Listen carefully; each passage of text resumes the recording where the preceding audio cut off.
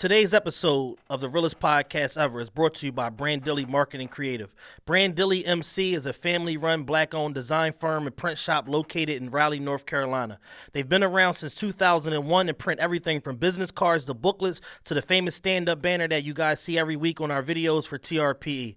They print and ship nationwide and offer standard, next-day, and same-day printing options. And for the month of August, they're giving out some great specials to all the TRPE listeners. You can get 1,000 full-color 4x6 postcards for only $55.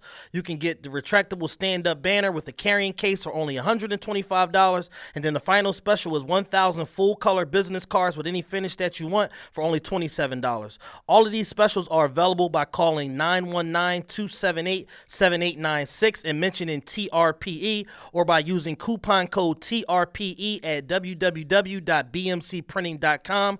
That's using code TRPE at www.bmcprinting.com. What up, what up? We back, baby. Week off.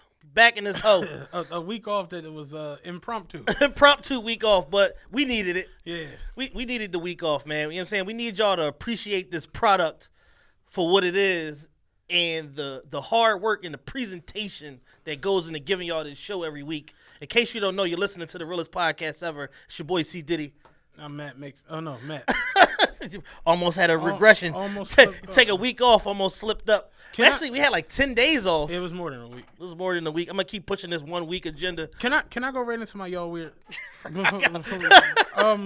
My y'all weird, man. First week of August. Bus passengers who receive monthly benefits from the government. Gotcha. They were in rare form this week. The shit I saw from people, man, it was unreal. I really don't understand why our people are this angry, are this just so much angst, so much just vile. It's like, yo, I'm driving a bus, man. It's a lady who gets on my bus like every day, and she's mentally challenged. Okay. I guess that's the proper term, or whatever. But she's nice, black lady. She's always talking. She speaks to everybody get on the bus.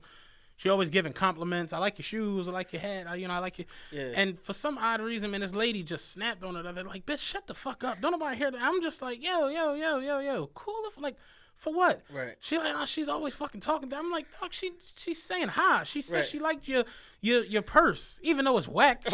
She said even though it's corny as shit. She said she liked your purse. Like, why are you mad at it? And I'm just like, yo, why y'all like this? And then I went down.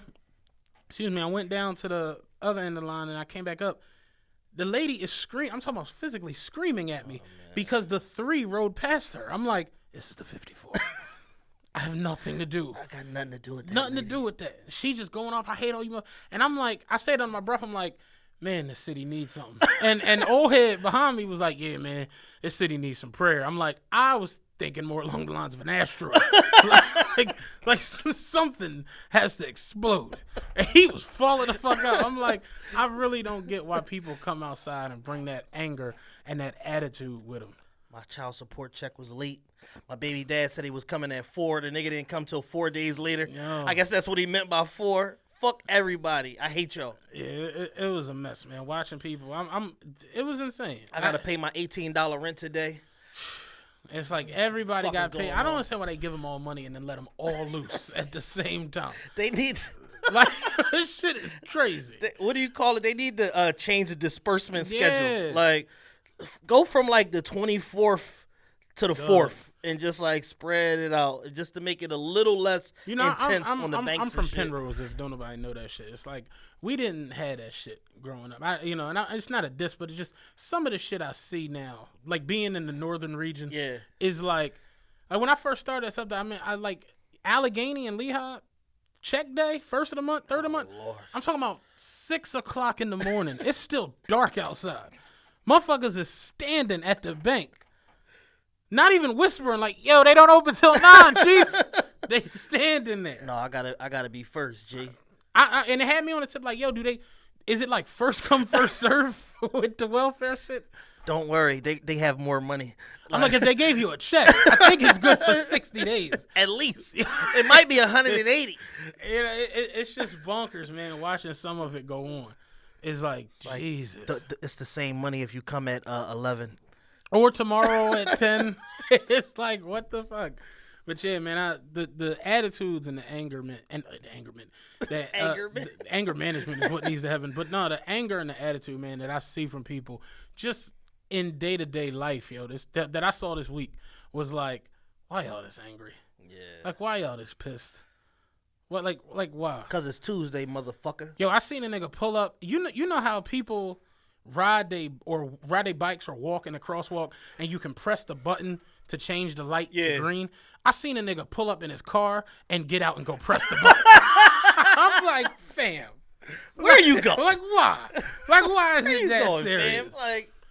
Like, yo, it's crazy. Everybody's impatient. Pulled up and pushed the button. I gotta go. Hopped out and pushed the. I'm like, yo, just run that shit. Like, fuck it. If it's that serious, just run it, yo. All the effort that it took you to stop the car, open the door, get out the car, push the button 100 times, and get back in the car, you could have just waited for the light to change. Yeah, it was crazy. Like, I'm sure of it. Like, I'm sure that them Jones is just like, it's a placebo effect. The shit doesn't really even do anything. That's what I said. I'm like, I've never seen nobody press the button. And it was like, you know what? The shit just go red. For the traffic. That's not how traffic works. Like, no. That's how accidents happen. No. Like, oh, we just gonna flick and change the motherfucking light. Like, this is not Hollywood, fam. How was your week though? You know how my week was. My week was cool. I'm trying to think. Was it? My week was cool, man. I'm trying to think. It's just like my days are like literally like running together. Like I looked up and it was like it was Monday. It was July 31st, and I was still in DC last week, and I was like, I need to go home.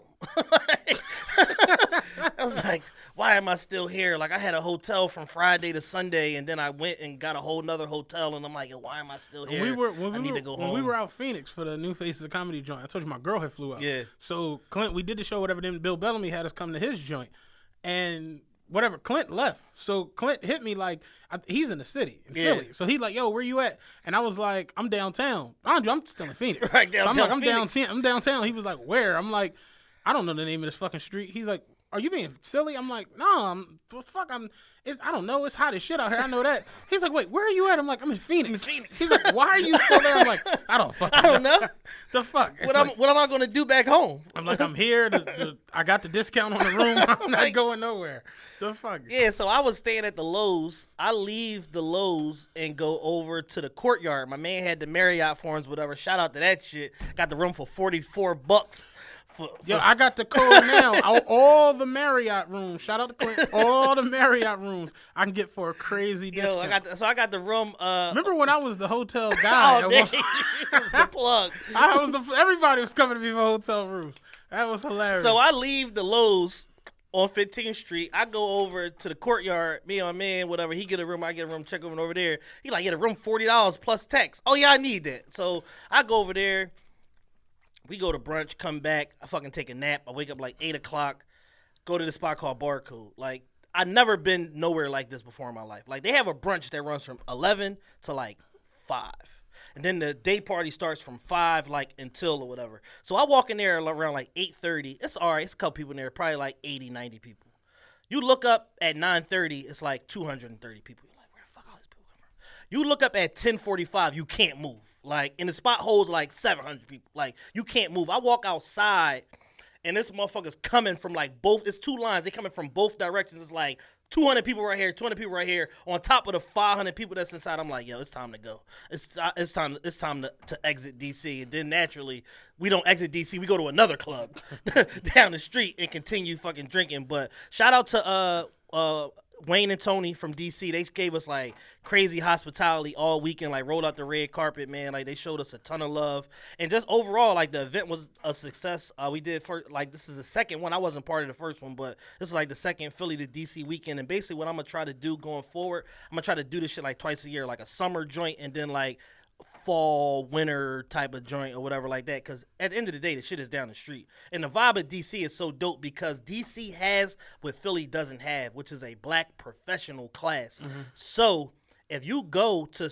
majority of the spots, like 95% of the spots, you get a mixture of people that's not on no super duper aggressive shit because they got to go to work on Monday. Mm-hmm. So they not like, yo, I'm gonna shoot this shit up if a nigga step on my Birkenstocks. Like, nah, it's more so like, hey, my bad, brother. You stepped on my shoe. Can I get you a drink? Like, you know what I'm saying? So the vibe is just totally different. Like, and the shit is like super duper dope. And I was like, man, I can't leave Philly for like 2 years because I'm trying to get this business off the ground, this investment business. But I'm trying to get the hell out of. I might move to like the I watched DC the news area the other day. I was on report in my job and shit. And the news on, I never watch the news because it's the saddest shit on it. Ever. I watch the news and I'm listening to the stories and the goings-ons and the headlines from the previous. And I'm like, I thought all this shit was done because Jay-Z album was out. And I'm like, I guess that's worn off already. But it's like, yo, niggas is stabbing, shooting. I'm just like, what the fuck? Thought y'all was trying to get y'all credit right. Really? Thought y'all was loving your families and shit like that. It's like, you know what? I'm not gonna let this thought suck my dick. I'm going home tonight. That shit lasted for 14 calendar days. Maybe. I think 4 people got killed that night that the album came out. It's insane, man. In Brooklyn. And all the killing and shit, it'd be over nothing. Always. And and a lot of what be going on, like in Philadelphia specifically, and just as hot as fucking here. Can we please get some air? Yeah, it is a little warm. It's a little warm. It be a lot of silly shit that's getting people killed, and they be knowing each other. Like, and that's what I be trying to like explain to people. I'm like, yo, like these don't be like, it don't be really like no senseless acts of violence that much no more. It be like, this nigga had 7 perk 10s of mine, and he ain't want to give me the money, and I killed that nigga. It's like, no, you're going to go to jail for $70. Yo. Like, you're going to go to jail for 27 years for $70. Like, the price of life is cheap as a motherfucker out here. Somebody a friend of mine was telling me somebody recently that he knew selling fake perk 30s got killed. I'm like, yeah, like that's what happens. Like, wait. What's a fake perk 30? A fake perk 30 is like these black market perk 30s, whatever. They got all of the look and all of that shit of perk 30s, but they don't get you high. It's a placebo. But they got the stamp on them and all that shit. Like, it's a whole, like, production that goes into creating these fake fucking pills. And motherfuckers will be getting, like, so you might pay $1 a pill or some shit like that. And then you go sell them to a motherfucker for $17 a pill. And he might buy 1,000 of them. Is this all over America? Yes. Is it outside of America? Philly's the worst of it. Because is it outside of America? I don't know. That's a good question. I don't know. I might just gotta move to Canada. I know, like the Northeast, like Philly's the opioid candidate of America. Like, you think? That's a fact. Like when you talk about heroin, the perk wave and all of that shit. When you go like per capita and all that shit, Philly got everybody fucking beat. I remember like one of my homies like set up a deal.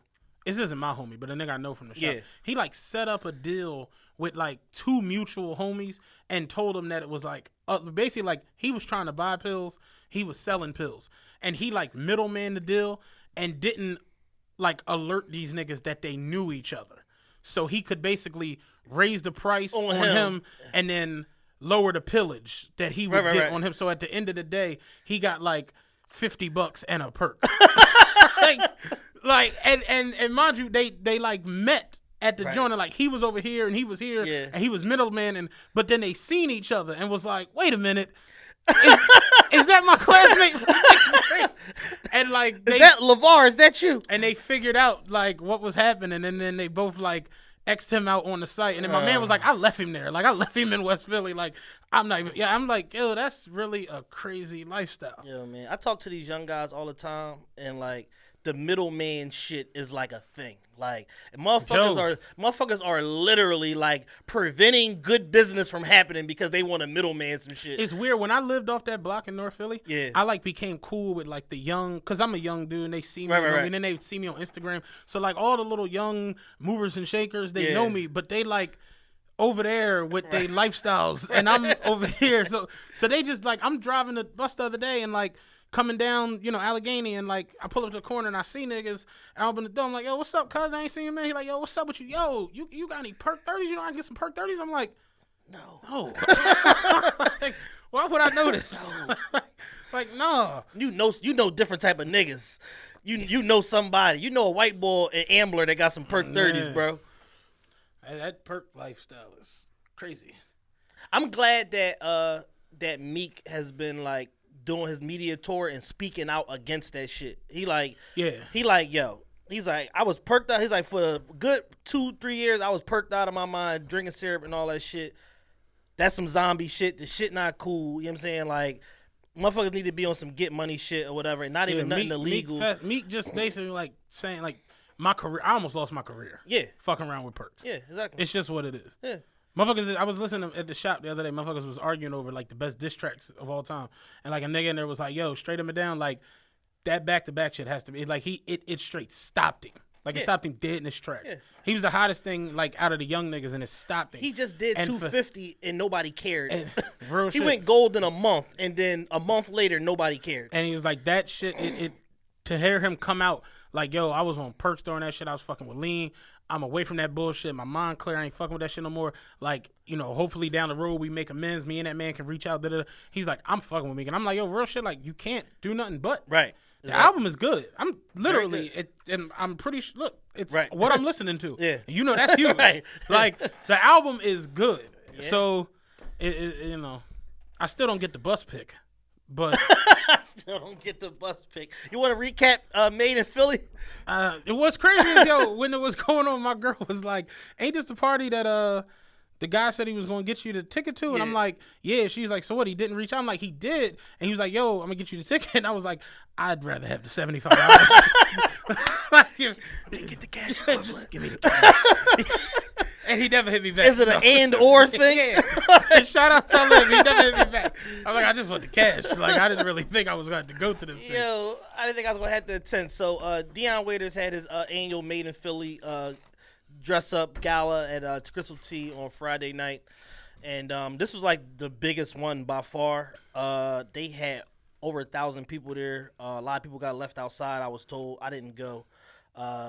Me and my guy Zeke was supposed to go. He was like the organizer, all of that, and unfortunately, between last show airing when we recorded and now he passed. So let's get a moment of silence for my guy real quick. But yeah, real quick. Moment of silence for Kelly. That's my man, Just older brother. Definitely. Moment of silence for him, Penrose. Yeah, so West Philly and Penrose lost some good ones, man, in the last 2 weeks or whatever. But yeah, so we were supposed to go to the joint or whatever. He was the organizer of it. Yo, get your motherfucking clothes. He's sending me suits and shit every day. Yo, what shoes should I get? So once my guy passed, like, all right, I'm not going. I'm gonna chalk that or whatever. That's cool. So ended up not going or whatever, but they had the biggest turnout they ever had. The day before they announced that Meek was going to be there, Meek ended up coming and doing a concert, apparently, for like an hour, and then they let a couple other people perform also, Young Kid, Poundside Pop, Fat G's, and like maybe one or two other people or whatever. Oh, it really was like a concert? No, it was really, they turned the shit into a concert. Oh wow! Yeah, they turned. I mean, I saw the. What's funny is one of the questions we can do what we want. We can do whatever it's our show. Yeah, we can do whatever. Do whatever the fuck we want. We normally do the Ask Chads at the end, but I saw a question in here. We're gonna do Ask Chad throughout. Yeah, throughout. Here goes a good question. How come when celebrities come in the club or the party in Philly, is it utter chaos and niggas leave no room for the girls to enjoy the party? Yo, listen, we saw a picture collectively. 10,000. We said there's 1,000 people there. We saw 10,000 phones in the air. Listen, niggas was zooming in, filming Meek like it was they like I seen a 5-year-old picture. kindergarten Listen, graduation. Right? I seen a nigga that had he was squished up against the stage. Right, he had his back turned to the joint, but he still had his live going. No, Meek here, you ain't gonna miss this shit. You know what I'm saying? Live about to be lit. Oh, because he wants to yo hop on Tavon Live, bro. Meek on that joint. Hold on, I gotta get this.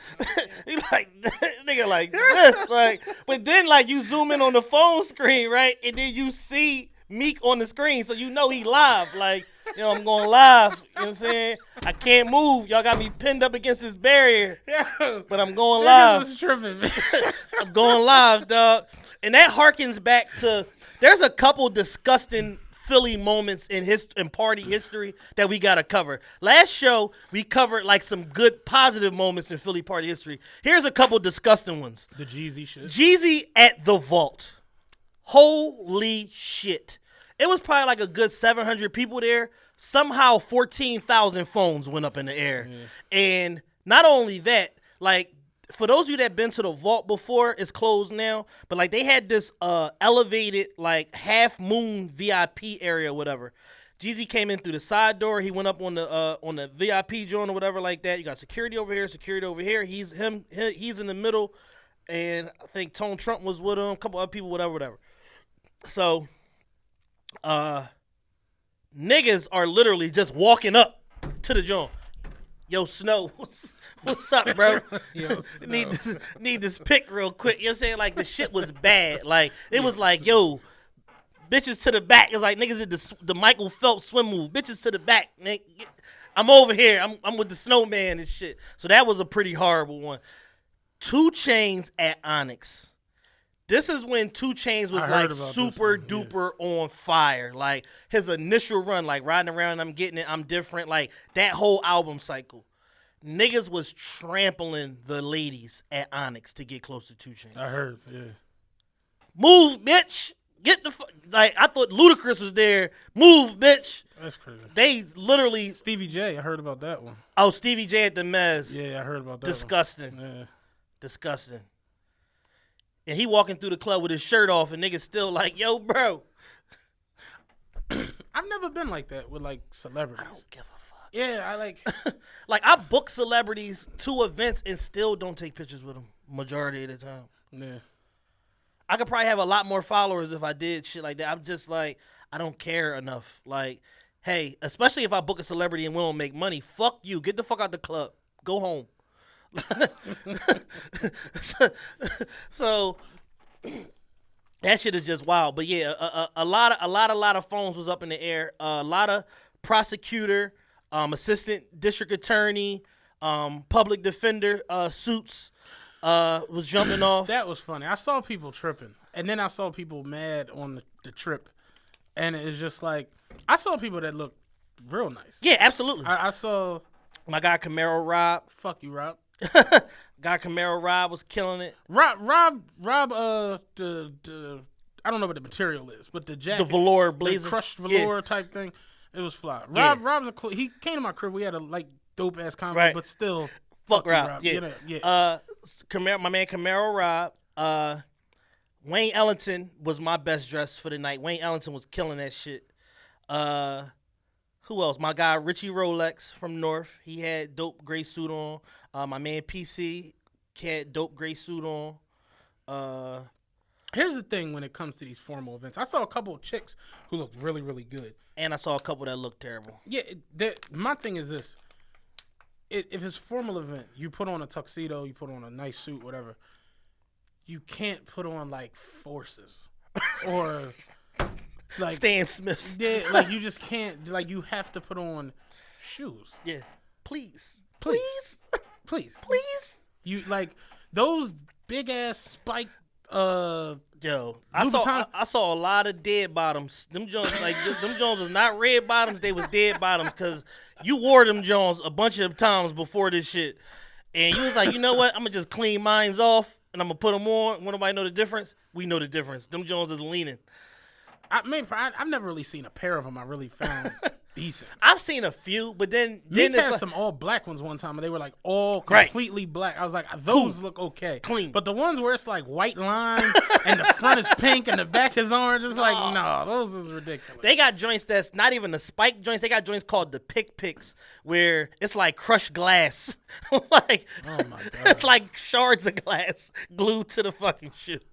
And they 97 different colors. Like, who makes these things? Christian Louboutin. No, I know that. I mean, like, who comes up with this shit? Like, who's the creative director? Like, that's who we need to talk to. Like, yo, why? Like, Carl says it all the time. Like, a lot of the shit people think is decent, they only because it costs money and like absolutely. Celebrity will tell them to get it. The shit be looking ridiculous. Like, those Balenciagas, they nutty to me. Which ones? Them ones that look like fucking walking sneaks. Oh, It look like old man. You talking about the newer ones? The Triple S, with the... It say Balenciaga real little on them, and the sole is this fucking big. Oh, I know you're talking about. They're like Spice Girl shoes. I like them, Jones. Yeah, see, you're a freak. They look like the New Balances I drive in. No, they do. And it's like... I kind of like them, though. It's crazy. Like, a lot of the shit that go on is just because it has the name on it. Yeah. It's like... I don't know. That suit shit, I know that at least. If you put a suit on, put some fucking shoes on. I think I had the comment of the weekend when I said niggas' ties was longer than the OJ trial. That was funny. It was another one I saw on Twitter. I was fucking. I can't think who the fuck. So I'd have to go look. Yo, I literally saw somebody with a tie that was like, I remember Rest in Peace Prodigy, Mobb Deep. Yo, my chain hang down to my dick. The tie was that fucking long. You know what I'm saying? It's like, yo, my nigga, I can hang you with this joint, and you will not survive. You know what I'm saying? One of the girls said that the chicks all look like majorettes. I'm like, yeah, why is everything so shiny and shimmery? Oh, black tie? Say no more, fam. Sparkly Get some shit. shit with some sparkles on it. Sparkly shit. But now, what I will say is this: Friday night, when we was active and we was talking about it behind the scenes and shit, like it was a lot of motherfuckers look crazy. Girls specifically, the guys was looking better than the girls. The guys probably had like a 65-35 ratio of like looking decent to looking terrible. The girls was like flipped. It was like 35% of y'all look all right, the other 65 look terrible. Saturday, when I woke up from my coma, I saw a lot more girls that looked good, classy, you know what I'm saying, that understood like the appropriateness of like a gala / black tie affair dress, and a lot of them like looked way better than the garbage that I was seeing Friday. Yeah, I didn't see that much. I mean, granted, I guess that's just my timeline. I didn't see that much garbage. The shit I saw looked pretty decent for the most part. I didn't see nothing that was really, really outrageous till I, group chats and shit started going off, and I seen some shit. But other than that, it's like I thought for the most part people looked pretty good. Important thing is everybody made an attempt to clean up for the night. I don't like the fact that people didn't get in. Yeah, I don't like that I don't at dig all. that. Because you got people that are paying money, and they were saying it like, oh, it's like a give back thing, but it's like, no, they're selling tickets. No, they're selling tickets. $40 and $70 and $100 tickets. Every promoter in the city is selling tickets, with the exception of me, and making money off of this event. So somebody's getting paid. You know what I'm saying, there's money exchanging hands. Now, what I will say, if you want to make it a real give back and you want to clean the event up, here's all you got to do: make it a free event. Open bar, all that shit. Give Tyler, but whoever in charge of the party, give him a $50,000 budget. Hey, this what the fuck we doing? We gonna do free. We gonna do free liquor here. I'm saying free open bar, whatever. Get a liquor sponsor. We gonna do free X amount of bottles for people that know personal people that know us.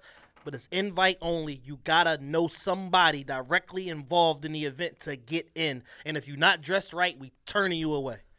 It fixes the event instantly. Like, you do 1 year like that, and then you can go back to your regular format. Motherfuckers is going to get it together, because around May, they going to start looking for their shit. Like, oh, I can't be wearing no bullshit. I ain't going to get into Dion. That's how it is in other cities. Like, either you can get in or you can't get in. And it ain't no amount of money that you can pay to get in with a jersey or a Dickie suit or a fucking chopper suit or whatever the fuck you got on. Like, you do it that way, you do 1 or 2 years that way, I guarantee you everybody will come looking the fuck right. We was in because they're going to want to get in. We was in Miami, and I told Mom was like, why you bring jeans?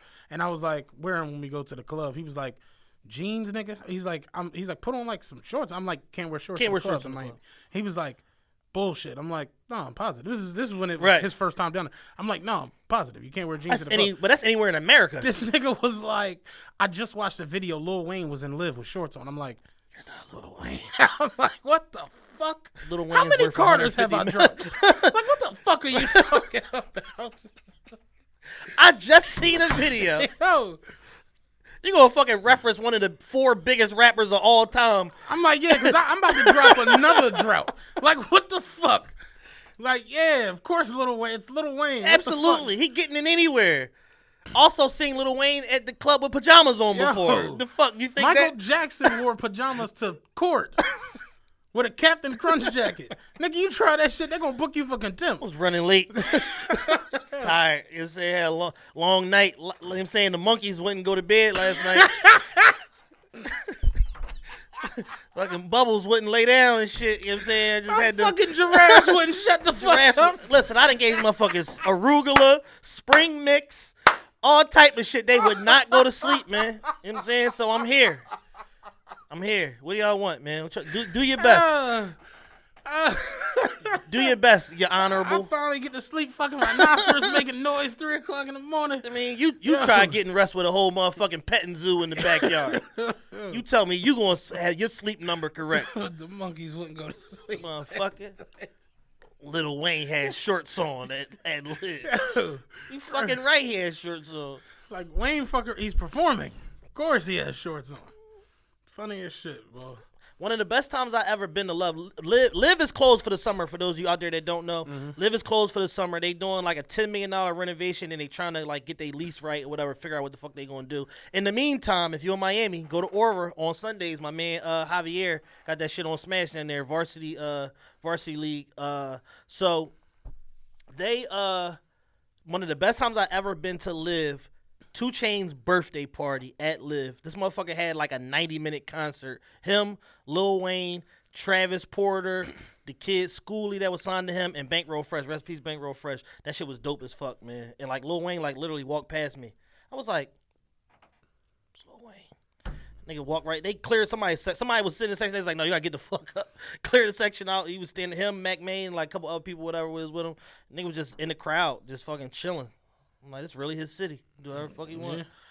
They adopted him. I don't know anything else for the Made in Philly situation. Nah. All right, we got a bunch of different ways we can go here.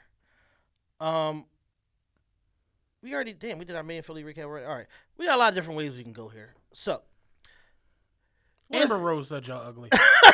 we never even got to that. We didn't listen. That literally broke again. That literally broke like right after we dropped these fucking episodes. Like a lot transpired in the last 2 weeks. It happened. We dropped the Talib joint on like Wednesday. It happened like night, Friday morning. I think it was that Drink Champ shit. Amber Rose said y'all hit.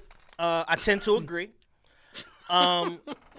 There was a study back in what was that 2000? It was we were the ugliest for like 13, 14, and 15, and then like 16 we got down to number 4. Yeah, somebody moved here, and we went to like 4th. We got down to number 4 city in the country. And what she was saying was, and I think she was misquoted, but you know, people don't watch full videos; they watch segmented clips and shit like that. So people will let 30 seconds of a 2.5-hour interview of Drink Champs fucking convince them as to what, you know, somebody's true intention was or whatever. And Philly went off.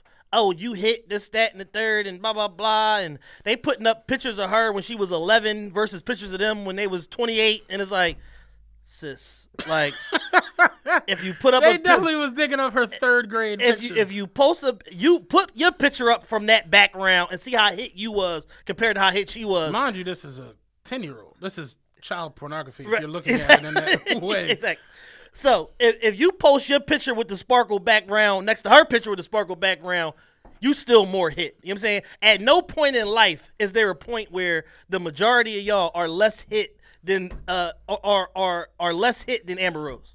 I saw people on Instagram going. I mean, like they were going batshit. I'm like, and I'm ugly. I know these things. I am too, and I'm happy with it. I watched ugly people go crazy. Ever the ugly. And it was like, no. No, yeah. No. Yes, the ugly. This is true. This is facts. And like I seen motherfuckers like trying to get like, you know, likes and shit like, oh, trust me, it's tons of bad chicks out here. Yo, I saw way too many of them caping Jones. I'm like, yo, listen. I don't do it anymore because God, he just has better for me. At one point, I drove the last 54. The freaks come out at night.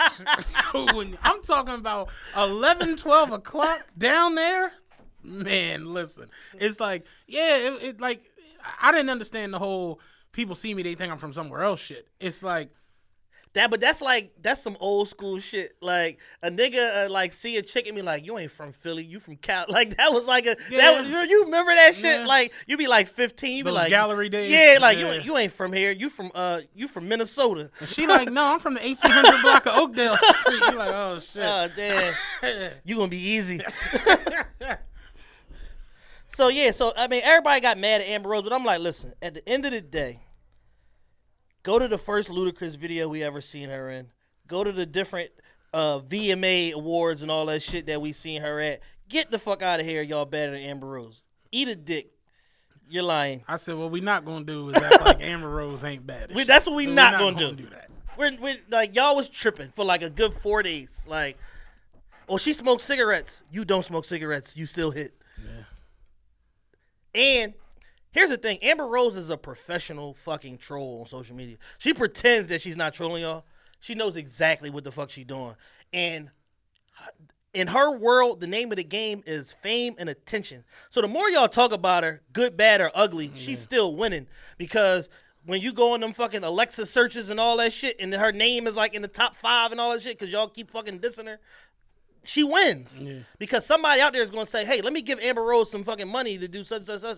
She got fucking like 2 TV shows about to come out. Like, that shit just doesn't. Wasn't she hosting a TV show? She was hosting a TV show. She had like a joint on. I think it was on BET. It wasn't BET. It was some, because Tyrese and Rev Run had a show the same time. I think it was VH1. Yeah, and I think they bringing back Love Line with her as one of the hosts, and she got like another show, whatever, coming out, and she been on fucking Hip Hop Squares and all that shit since it initially started. She does that slut walk shit. That's pretty dumb. Yeah, but another point. This is why y'all can't try to legitimize when people like her do bullshit like a slut walk, because then it comes back to bite you in the ass. I don't legitimize her slut walk because when I see it, I'm like, that's some dumbass shit. It doesn't make sense. It's like people literally go outside and just be like, I'ma just fall for any fucking okey doke that comes in front of me. It's like whatever's clever. Their whole thing is, just because I dress like a slut doesn't mean I'm a slut. Kinda. Yeah, the fuck it does. Kinda does. I dress like a bus driver. You're gonna walk up on me and ask me, is the fucking 17 still running? Dave Chappelle has an excellent joke from Killing Me Softly, when he was like, he's like, just because I am dressed like this does not make me a whore. He says, ma'am. And so it was like, he made a whole thing about being dressing like a police officer. It's like, if I walk down the street dressed as a police officer and you come up to me and you're like, oh my God, thank God I found you. This guy's trying to rape me. It's like, ma'am, just because I'm dressed this way does not make me a police officer. Like, no, yeah, maybe it doesn't, but you're wearing a police officer's uniform. Yeah, you might not be a whore, but you got a whore's uniform on. Sorry. I don't know what you want from me. I told you, I saw a chick walking in the Del Frisco's the other night. I'm like, you gotta be a hooker. There's no way. If not, you're sending mixed messages. Like I was saying to my homie, I'm like, I can't wait to have a daughter so I can tell her, like, listen, you can meet nice boys and you don't have to have your nipples showing through your shirt. It's a fact. It's possible. My mom did it. Like, it's possible. It's like, yo, this shorty walked into Del Frisco. I'm talking about her whole titties was out. And the bottom half of her ass was hanging out the dress. And I'm like, Jesus Christ. It's like, I'm happy to see it, but I'm afraid for you at the same time. It's like, yo, because you'll be the one that if somebody walk up on you or say something, you like, what? And be ready to fight. And it's just like. Now your titties out. You ready to fight? Now they really out. Now they out. Now they out. And it's just like, yo, you can look nice. I see people on my Instagram. It's crazy. Like, you scroll your page. There are people I see every day who look nice as shit. They go out for the weekend. Absolutely. They look nice. Then there are people I follow that look whorish, and I follow them because it's like, yo, you look whorish. I like the picture. Right. But it's like, you got to understand what you're doing when you do that. Yeah. Now, I'm not saying something should happen to you, no crazy shit like that. And I feel like motherfuckers that do crazy shit like that, they need to be eradicated. But for what? Like, right. You want that attention. So when you get that attention, it's going to be an aggressive measure of attention. Exactly. When it comes to you.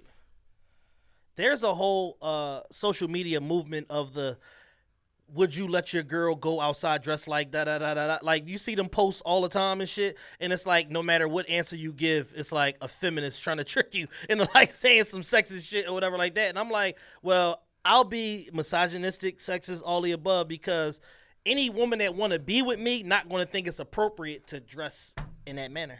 I mean, you can wear it. You can do whatever you want. But understand that when the club hits your knee like Tanya Harding, it's like you brought that on yourself. Like, yeah, you can put that shit on and do whatever you want to do. Do whatever you want. Like, yeah, she can wear it in the confines of this house. Yeah, absolutely, wear whatever the fuck you want. In here, you ain't going to wear it outside. You tripping. I just feel like certain people, at least some women I know, they don't even want that. Like, why do you want that attention? That's the part that kind of tripped me out with the whole slut thing. Like, why do you know this is called the slut walk for a reason, right?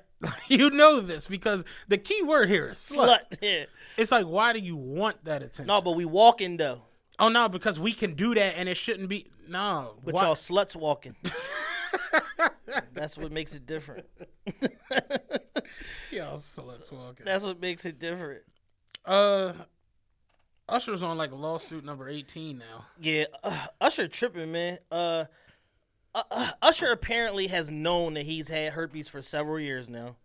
And he just out here still like raw dicking everything moving, including a man apparently. I don't believe it. Motherfuckers just come from left field with all kinds of silly shit. I got a feeling that this is going to turn into like the Bill Cosby shit. To where it's going to be like accuser number 67 comes forward. Because the whole thing is. I mean, it's Usher. Once Famous uploaded that fucking check and showed that he paid the $1.1 million, it's open season.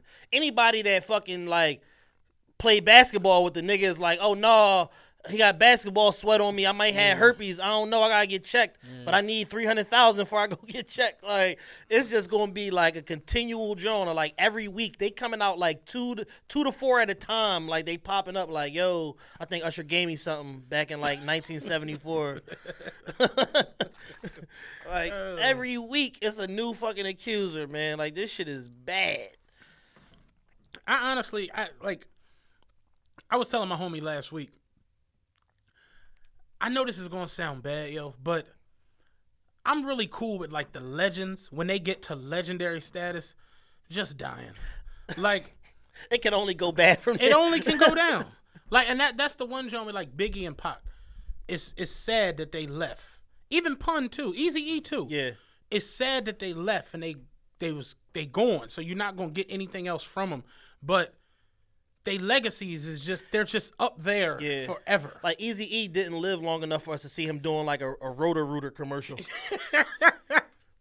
Or Biggie selling vacuum cleaners. It just some of the shit you see from these. Like think about R. Kelly. Think about Usher. Who else had a ridiculous ass week this past week? I mean Bobby Valentino's not a legend, but yeah, no, Bobby's not a legend. Somebody asked me the other day, is Slow Down still like a classic? And I'm like, well, yeah. I mean, that's a classic. Yeah, I mean, he was calling a man, but it's still a classic. They played it the other day on the radio, and they played the one with Nas on the remix, trying to make it seem more tough. I was like, y'all funny as shit. You know what's totally out of line and disgusting now? Mrs. Officer. That's just like, that song. Why is that? There's so many jokes that can be made. Oh, you talking about the lyrics? The lyrics. Oh, okay. Yeah. Because he was with trannies, which is technically a missus, but it's like it's not. It's like a missus with a surprise. It's like I can't listen to that record no more. He ruined a classic song. Yeah, I mean, the worst part of the Bobby Valentino shit is, did you watch that DJ Academics video I sent you? I can only take academics in small doses. Go mute the video and then just like I watched like a minute of it. Him talking is just he's over under on academics getting punched in the face. Over under? The over under. How much longer before somebody punches academics in the face? Where they gonna punch him in the face at? That's a good question. Like Vic Mensa was acting like he was gonna do it. Nah, Vic Mensa wasn't gonna do nothing. I agree, but Vic Mensa, he's a dope ass rapper, very dope rapper. I like his album a lot. Vic Mensa wears eyeliner. He's not punching nobody in the face. What? He's like, that's like Morris Day shit. I don't know. Of the video, I watched like a minute of it. The funniest, most horrible part of the video is, number one, there's multiple videos of him with these trannies. That's number one. And number two, the fact that he's walking around the crib with a black wife beater on and his underwear, like he just knew it was going down. Like I'm in here. Like fuck it, what's black up? Wife beater is criminal shit. That's like straight sexual deviant attire. Yeah, like black wife beater is definitely criminal shit. With fucking crew socks on, just walking around the crib like, yeah, what's up? Was it? I think it was Ack on that video. He was like, when you're getting exposed and these people are holding the camera up and you're like briskly jogging away, it's like that doesn't. You gotta run like Boom Gang off Instagram. Boom Gang, real gang shit, whole lot gang shit. Don't talk about brick. That was funny as shit. I think that was Zach on that video. Yeah, that's fucking hilarious, man. But yeah, no. Back to the legends. Yeah, you're absolutely right, man. It's like it's a gift and a curse. Like now, this is like gonna be Usher's like defining shit. Yeah, like Michael Jackson. Fuck still the fact that he all sold that shit. Fuck the fact that he sold 30 million with Confessions. Fuck the fact that he signed Justin Bieber. Like fuck all of that shit. Nah, nigga, you got herpes. Yeah. R. Kelly. You got Nestle Crunch dick. Michael Jackson is just like, damn, like Mike. Think if Mike just would have died like right after the first trial. You know what I mean? Because that kind of just got swept up. But after the second John, and then you watched him completely like go nuts, and it was like down and all that. Yeah, shit. It's like, all right, man, what the fuck? Like, and it's just kind of messed up because it's like our celebrities, they already go through enough because they black, right? But then they bring the bullshit on themselves at the end, right? And it's like, for what? But that's why I'm totally against anybody having an issue with LeBron because he never gets in trouble. He never does anything. He just fucking family man, love his wife. You never heard him in no groupie scandals. Every time he ever been fucking photographed or video with some groupies near him, he passing the groupie off to somebody else. Like, the nigga just does the right shit at all times because he knows that the world is watching and he understands that his purpose is bigger than just LeBron. And he goes out and fucking executes every single day with that intention in mind that's like, this shit bigger than me. I got a bigger purpose. I got to help these kids. I got to fucking help my community. I got to be a positive example for black people everywhere. I'm not getting caught up in no bullshit, fucking no fucking white bitch from Omaha because I'm horny. Like, nah, fuck that. I got too much on the line. Like, these weird ass, like, R. Kelly got past peeing on the kid. That ain't enough. No. that ain't enough. I like you bitches. I'm going to put y'all on an efficiency in the West Wing of the mansion. It's like, for what? It just don't even make sense, man. So it's a damn shame to see Usher at the end going through all this bullshit. Like you just said, like, he didn't drop Confessions. As if Confessions didn't happen. 30 million sold, man, and nobody. Wasn't that about like the whole shit with him having a baby and all? That was about Jermaine Dupri. Oh, it wasn't about his. Jermaine Dupri, but he did cheat on the chick and had a, right? That was later down the line. Later, okay. But the whole initial onset of it was really about Jermaine Dupri because he was the primary writer and producer on that album, and he was like, the shit was like, was about me or whatever. It's just like every time I was in LA, I was with my ex-girlfriend, like shit like that, and all the escapades that he was having, and then Usher was the right vessel to blow the shit up. Fucking sold 30 million. Yeah.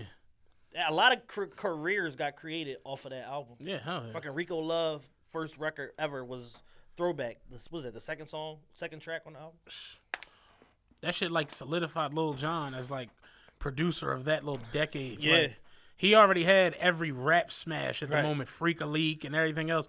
When he did it was like, oh my God, like Jesus Christ. Can you imagine what them checks are like every quarter? I'm sure that record gets picked up for various like random shit in like Germany and Lovers and Friends. Nasty. And then Khaled just remade Lovers and Friends. Yeah. So that's another check for Lil Jon. And I think Lil Jon is running the EDM circuit as a DJ. I thought Khaled's album was going to be a little bit better than what it was. Not that good. Yeah, it really wasn't. Because the whole thing is, it's like, once you get past the 5 dope singles that you threw at us, it's no substance on the album other than that Pusha T record. Like, that's the best record on there, hands down.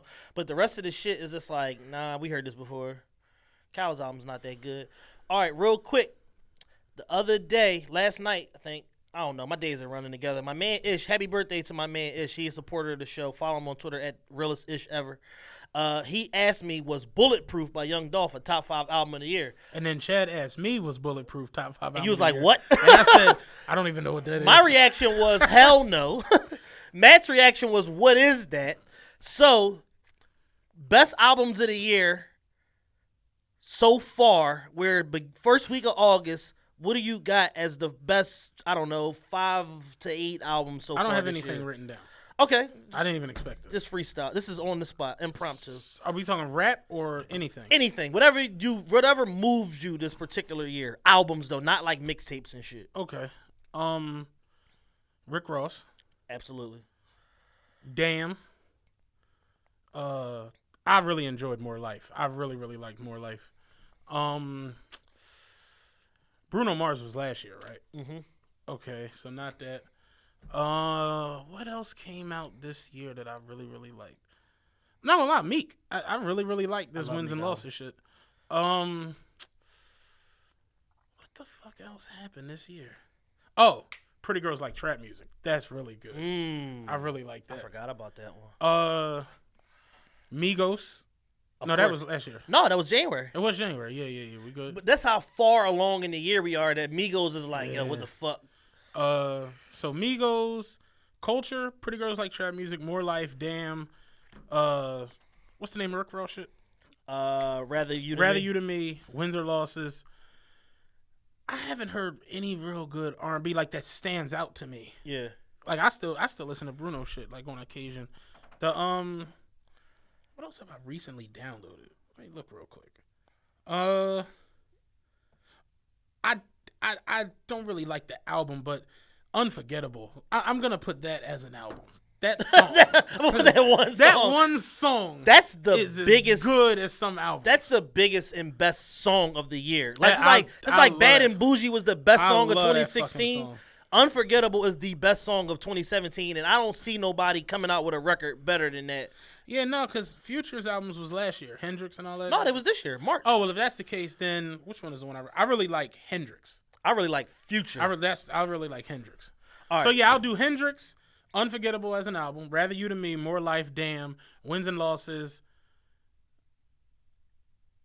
Culture, and Pretty Girls Like Trap Music. All right, what I had was Ross, Kendrick, SZA Control album. I'm in love with that album. I keep playing it. Now break this down. Is it whole music or? It's not really whole music. It's more so a woman documenting her experiences in dating and relationships and fully owning every part of it. Like, it's talking about her being the main chick, her being a side chick in another relationship, her fucking one of her boyfriend's friends because she got tipped off that he was out in Vegas fucking bitches on, you know what I'm saying? It's just like, it's an album of experiences. And her on the Breakfast Club, her interview, she talked about like, these are all like real experiences. Like, they all happen. And I'm particularly appreciative of it because in a lot of scenarios, you see women that do shit that are unbecoming of quote unquote like a woman, like shit that a woman shouldn't do. Sleeping around, fucking with a lot of different guys, being kind of like a nigga, so to speak. Slut walking. Yeah, slut walking through their life. But when confronted with it, they can't own the experience. I'm particularly appreciative of SZA owning her experience and saying, hey, this is everything that made me to who I am now. I've learned from this experience. I shouldn't have did this. I shouldn't have did that.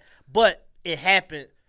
What the fuck you going to do? You know what I'm saying? As opposed to like, you having like video footage of your girl getting pounded out by a fucking third string sixer, and she like, nah, that's not me. Like, bitch, I can see you. Like, I see you. You know what I'm saying? Like, I just got finished watching Ozark with Jason Bateman on Netflix. That shit is dope as fuck. I finished it, and like, he's got footage of his wife getting fucked by her lover, and he eventually had sex with his wife again. They wasn't dealing with each other. They had sex again. And he pulled the same move that her lover pulled in the video. And she's like, why would you think I would like that? And he's like, because the guy was fucking you from the back and smacked your ass. That's why I thought you would like that. So that's what I'm talking about, like with women not owning their bullshit and fully acknowledging like, yo, you kind of fucked up like how I'm kind of fucked up, but like, it's okay, but don't lie about it. So the fact that SZA's so honest about it, it makes What song was that where Drake said that? The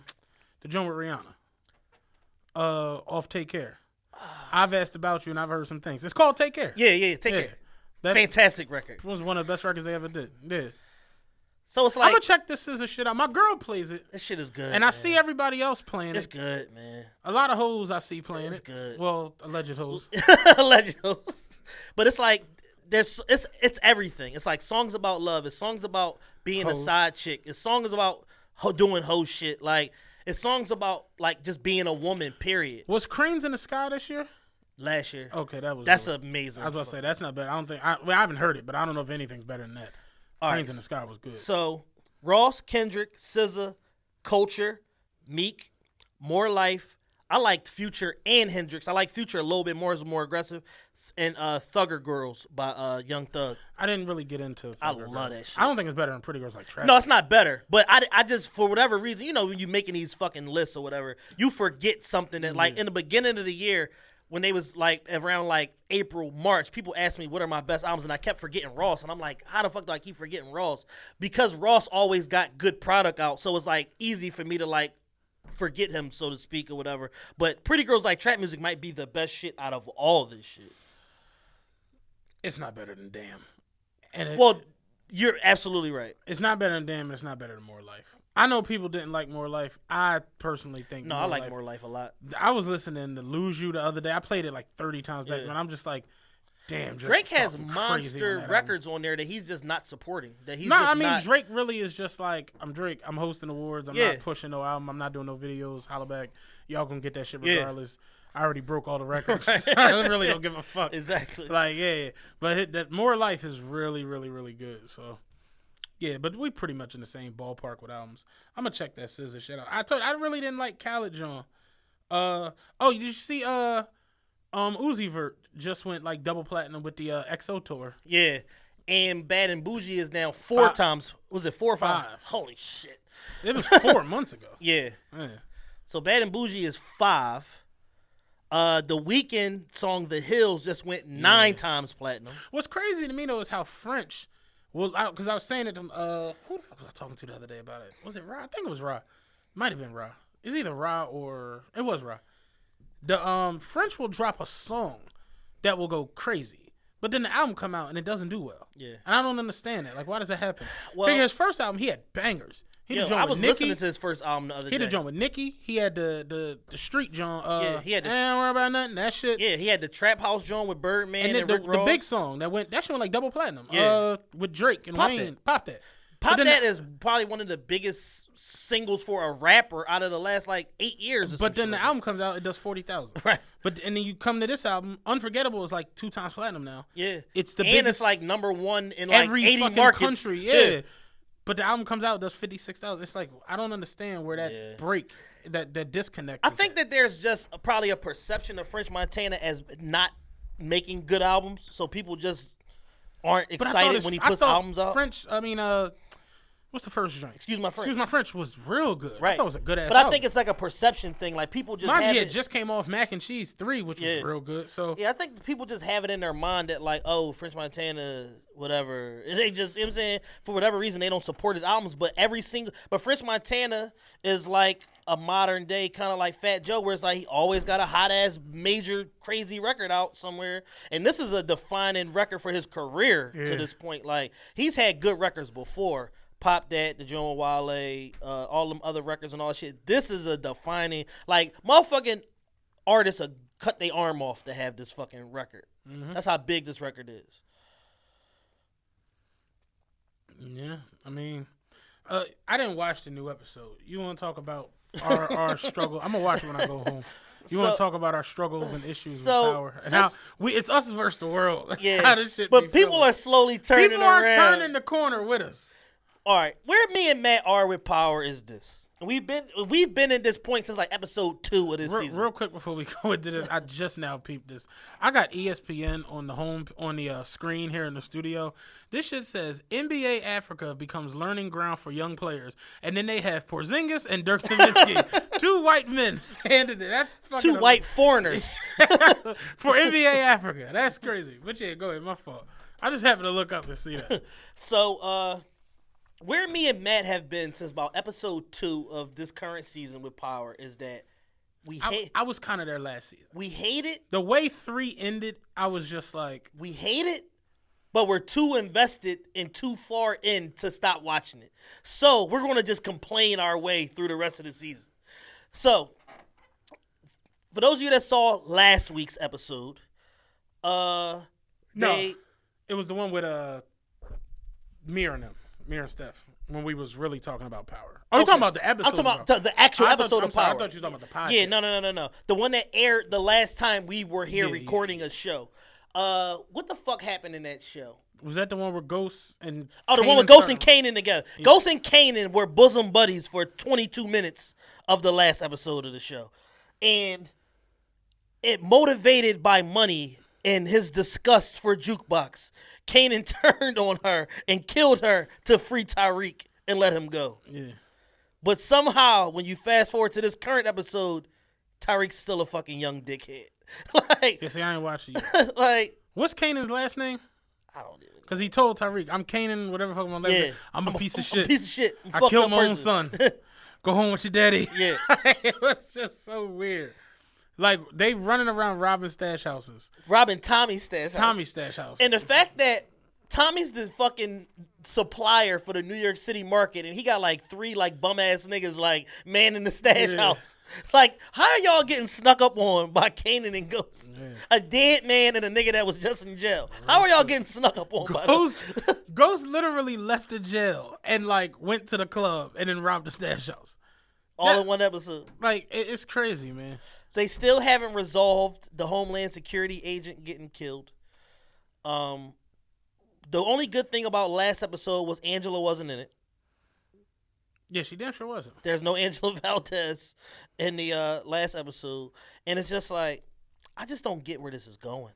And the most frustrating part of the show is that if you watch the recaps at the end of the episodes, Courtney Kemp is legit so excited about this bullshit. What fucked me up is her sitting there trying to make sense of what just happened. And you like, no, bitch, I saw it. No, I saw it. It don't make no sense, though. That was the tweet. It was you. You was like, about Made in Philly. When people was going, like, oh, y'all hating or whatever. And you was like, sometimes it's not hating. Sometimes people have eyes and they work. Yeah. Like, but no, it's like, yo, we can watch this shit. I can see it. I can see you. I know what just happened. You don't have to break that down. Mind you, this show doesn't have enough layers for you to sit. And that's the part that fucks me up when, like, I see people going at it on comments and they're trying to, like, well, what if this? And I'm like, no, it's not that. This ain't that. This y'all trying to take this to like Breaking Bad or the way. This ain't that. Yeah, it ain't. It's just not that deep. It doesn't have enough layers for it to go beneath the surface. I literally think, and I said this on Twitter during the week, I think Courtney Kemp is freestyling this shit.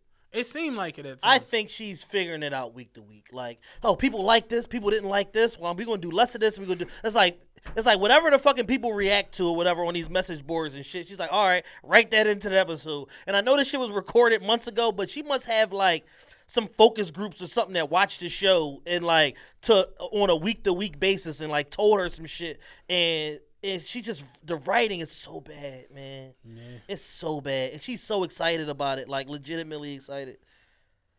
Yeah, I watch it and it goes off. And then she comes on with the whole spoiler alert. And she's talking about it and it's like, nah.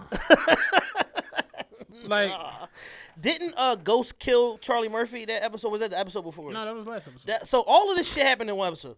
Ghost killed Charlie Murphy. He got out of jail, robbing fucking stash. Kanan don't kill him. He talks Kanan into taking him to Jukebox and getting his son back because now Kanan had a change of heart. Kanan runs off with the money. We don't know where Kanan is. Tommy goes to Ohio on his way back from Chicago, kills Holly's uncle who used to rape her when she was a little girl. Yeah, that was strange. Julio's dead, who's the New York distro. And Dre's still alive. Can I read something that our good friend from the show here, Rob wrote this on Facebook because White Mike had made a post. Like, why do y'all find such a problem with the writing and power? And people were going off, telling them to shut the fuck up and everything else. And our good friend at the show here, Rob, wrote this, and I actually posted in my story. It eloquently puts how we think. It jumped the shark last season, and now it somehow finds new ways to jump the shark in stupidity, piss-poor logic in every single episode. They spent half the season on the fallout from killing a federal agent and the negative effects that can come from it. And in back-to-back episodes, 2 main characters, one kills a Homeland Security agent, and the other kills a correctional officer and then walks out of jail without any punishment. The writing is piss poor, and I feel dumber for watching this shit. Last night was just it was a complete head scratcher of absurdity. None of the characters have consistent qualities. They all just fuck each other over for the sake of shock value. They aren't loyal to anyone. They aren't even loyal to themselves and their own motivations. And somehow I still feel like I need to watch this goofy shit because I've invested 3.5 seasons. Sad face. I was like, yo, I couldn't put it any better. It's perfect. And like, that's exactly how I feel. It jumped the shark last season and continues to find new ways to jump the shark. That's the most accurate statement that you can make about the show. It's bad, and it keeps getting better. But yet and still, here we are. You week watch after it week. because you're invested to this shit. Yo, not to give away this week's episode because I know you didn't watch it. The first thing Tariq says when he gets home is, I saw him. You lied about Sean. Yeah. You still on Sean dick? Sean been dead for a whole season. Yeah. Why are you still talking about Sean? Yeah, the spoilers, I had to unfollow some more people today. They were killing me. Yo, it was like 12:26 motherfuckers is tweeting spoilers already. I'm like, yo, the shit not you couldn't even watch the whole episode yet. What's wrong with you? Stupid Irvins. Yo. The show is like 54 minutes. There's no way you watch the shit in 26 minutes, fam. Yeah, Stop it. Yeah, me and my girl watch it when I go home. I mean, I feel like I told you, I like the people who are in the show. Yeah. But I just feel like being as though I've watched good shows in my life. I've been blessed. With, like, I'm not trying to be funny. With like great shows that make sense. Speaking of which, Ray Donovan comes back tonight. Yeah, I heard about that. I see. This isn't a diss. The people I see saying, "Oh, Power on some shit, Power lit." Why they saying Power ass, Power dope? I'm like, you're not my smartest followers. You're not like, I know who you are, and I understand where you at, right. Because I understand that for some people, mental stimulation just isn't a thing. Right. There are some people, I know people who literally don't read anything. Yeah. Then I know people who read 2 to 3 books a month because they need that mental, They feel dumb without it. Exactly. There are some people that are just like that. And me, I always was a TV person, especially good series. Like I'm talking about The Wire, Breaking Bad. Like I told you before, even New York Undercover, just going back to like older shit. You know what I mean? Yeah. It just has to be written in a manner that, one, makes sense. 2, the characters are accountable. Like if you watch The Wire, and I told you I hate to keep going back to it, but The Wire, Weebay he didn't even kill her. He shot a cop. Weebay was in jail for the rest of The Wire. Right. You're done. You're done. You shot a cop. You don't kill cops and then just, be on Facebook and Twitter. Like, this shit just don't happen like that. You don't shoot a cop, then go to Sid Booker's and get 24 shrimp. No. 4 episodes later. No. They were trying to find out who Avon was. Avon was doing all that shit, changing up the pagers, ripping out the motherfucking payphones, all that shit. They finally got him. Avon was in jail for the end of season 1, all of season 2, got out for 3, violated, got boom, right you back the fuck in there for the rest of the fucking Wire. And the show was initially built around him. Avon. And the writing was so good that it's like, Avon can go to jail, now we can focus on Stringer, Yeah. Bodie, and fucking Poot. Then that shit falls apart, then here comes the fuck Marlo. The shit made sense because it had real live layers. Because you don't sacrifice the story for characters. Boom. The same thing with Game of Thrones. All these fucking main characters, Ned Stark, fucking Rob the young the Wolf King, and all that motherfucking King Joffrey. His brother committed suicide last season. Like, you don't sacrifice the story for characters because, as they say, the game doesn't change, the players do. That's just a fucking motivation of life, period. Fuck urban, white, whatever. You got to stick to the script. And that's the problem with Power. It's like, once they get a certain reaction from a certain portion of the audience on one particular thing, then it's like, oh, we can't sacrifice Ghost. Like, no, Ghost does something every episode that should get him dead or in jail. Like, I remember watching season 3. I watched The Wire every goddamn Sunday. I remember watching it live. And I remember saying to my homie, Stringer gonna get killed tonight. He was like, no, they can't take Stringer. I'm like, Stringer dead meat. Stringer dead like that nigga toast. Yeah. You tripping. Stringer got Omar and Brother Muzone looking for him. Right, and then sure enough, when they caught him in that fucking the house they was fixing up, it's like, he's done. I told you this shit. And I know this, I didn't even see the new episode, but I saw people tweeting about it like, how the fuck did Dre make it through this episode? And it's just like, yeah, it's just, there is certain shit that's supposed to happen like that doesn't. You don't line up the distro, get him murdered, then bring Tommy to the scene of the crime. All evidence points to that this gang did this shit. Why do you know all of this and you're still alive? You get murdered off of suspicion alone. Mind you, the whole shit with Kanan, I'm pretty sure that has to come into play. It's like, it doesn't even make sense at this point. People can't do this much fuckery. We just was talking about niggas getting killed over perks. You can't do this much fuckery and just nothing happen. And it's just so unbelievable at times that I'm like, wait.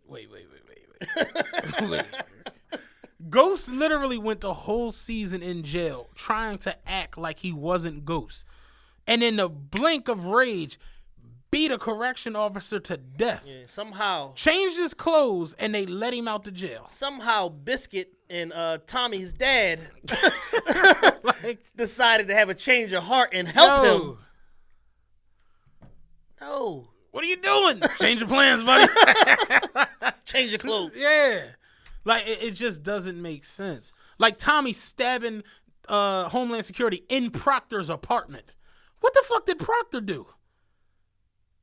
They didn't even go into that. What the fuck did he do to get rid of the blood and the body and all of that shit? Ghost told him this week, he said, did you get your apartment cleaned? Yeah. Professionally? Yeah. Do it again. And then do it again. So apparently, like, it's a bad product, man. Like, it's just like, it's such a bad product, Yo, man. it's almost stressful. I feel bad for watching this shit because, like, every week I'm like, that's it. I'm done. And you know what's funny is the tweets that I was seeing today. I saw Diddy tweeted, you know what, Chad and Matt right, I'm done with this shit. I was cracking up. Like, yo, that's really how this shit be. It's like, you watch it because, like I said, you invested in the characters. Connected to it. But then when it go off, you like... You remember how good it was seasons 1 and 2, and you like, all right, at some point it's going to get back to this. It's a parody. Like, people don't understand that writers change. They leave. Like Sanford and Son. The first 3 seasons, I've watched the Unsung one first. They were saying how Norman Lear and them brought in different writers for season 4 once they went to the whole Julio shit, and then he had the Sanford arms and all that. It's like, hey, y'all doing too much. Right. It just is what it is. It's like you can tell when the writers that were on a show leave from the show because the show has a completely different angle and go like Entourage. And they started changing that shit up. It's like, all right, no. This Entourage, like the last 2 seasons of Entourage was awful. Awful. Because it's like no matter what trouble they got into, they got out of it. And I'm like, no, that's not how life works. Where the fuck is the adversity? Yeah. Like, be having adversity for 1.5 episodes. That's what made you like them. The fact that it was like, it seemed like they were never going to get over the hump fully. But it's like once they did get over the hump, then it's like, it's just, it's peaches and cream. And it's like, no, it don't be like that. No, fuck this show. So I was like, I like Power, and I told you I root for it. But, man, that writing is after last week, with him and Kanan, when Kanan ran up on him out front of when he was getting in the car, I'm like, it's over. It's over. He about to rock him. Then they get in the car and start talking, and he handed Ghost a gun. I'm like, whoa, what? He's like, yeah, go rob the stash house. He's like, what about the bullets? You don't need no bullets. You don't need no bullets. What? These niggas got bullets in here. What happened? Ghost comes in and really don't need bullets. A throat chop on some tape shit. He's right upstairs getting the money. It's like, no, this is nuts. But I don't know. We'll be watching next Sunday. Ghost robbed the stash house. He had Kanan with him. And Tommy's just like, you know what? This week, Tommy's like, you know what, Ghost? I understand. I'm gonna watch if it was anybody but you. I'll watch it when I go in the house, man. I already know. I'm gonna be pissed when it goes off. You want to get some of these questions? Yeah, please. We got a lot of questions. I don't give a fuck about the rest of these topics. Me neither. Okay, this is gonna get us into a lot. All right.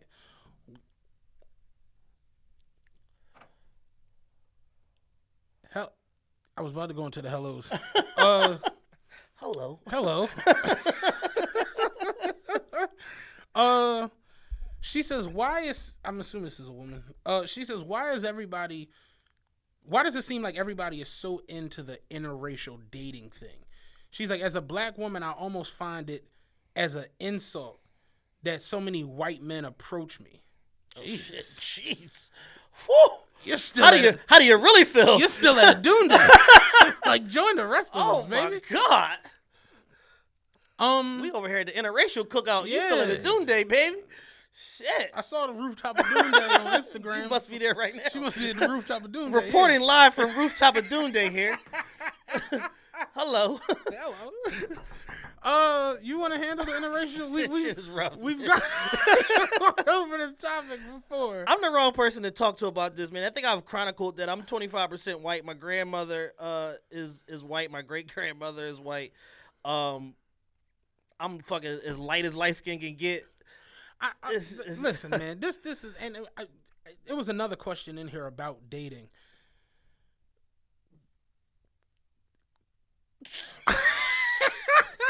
It's like I'm trying to not insult nobody. Right. That's the main thing. It's like listen.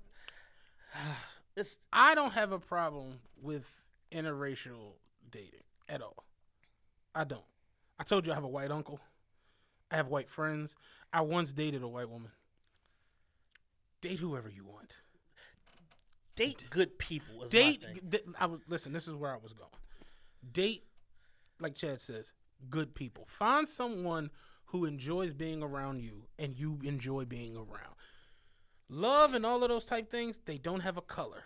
They don't have an age. You might find somebody who's 15, 20 years older than you or younger than you. Shout out to Kels. You never really know. But stop, like, it's true story. There was a girl, not my, it's funny, my first, like, crush as a kid, she was a white girl. Right. Dawn, fuck was her last name?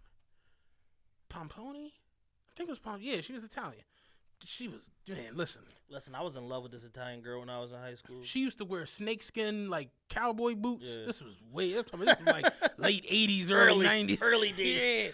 She used to dress like them sluts. Well, here we go again. Like them, like the white girls in like rock videos, like them real slutty white. She used to dress like that, and I was just, man, I'm gonna get me one of them in a Harley and just ride out this motherfucker. But no, Bossellini. But no, the first chick I really had a thing for, like on some like I'm a go at her type joint. I was in 6th grade. She was in 8th, and I was just so into her. And I became a safety after school just because she was a safety too. Like, gotta get this time in. Let me get my orange belt and get around it. You know what I'm saying? See where her head at. And one day after school, I'm like, yo, I'm coming at it today.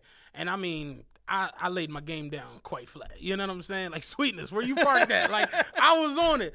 This bitch gonna tell me, oh, Matt, you know, you're a friendly guy and everything, but, you know, I like light-skinned boys. And I'm like, well, what the fuck did that got to do with anything? And she was like, you know, like, she straight told me, like, I like light-skinned boys. And I'm like, funky bitch. And, you know, going out here with this orange belt on like a fucking clown. I got this dumbass orange belt on out here. I'm out here directing traffic. Yo, about to get smacked. And you color struck, bitch. Bro, real talk. And Smack later on in life, we disconnected or whatever. And she went to a different high school and we was in middle school. Yeah. She wound up like marrying a fucking light skinned dude or whatever. And they had like, he almost killed her.